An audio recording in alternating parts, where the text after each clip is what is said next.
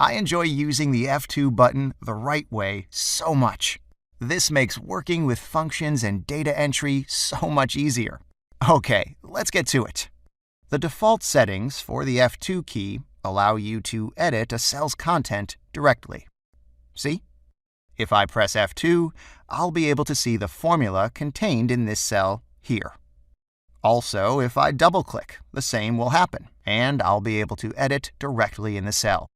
But this is a bit impractical, because I'm already able to see the formula contained in this cell in the formula bar.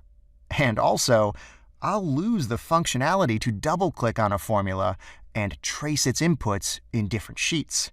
We already saw how to do that. We also saw how to untick the Allow Editing Directly in Cells option. Chances are you've kept this setting in your Excel, and that's already done. I've enabled Allow Editing Directly in Cells for the purposes of this video, so I'll untick it once more. Now, when I press F2, I am able to see a formula's inputs highlighted when they are a part of the same worksheet.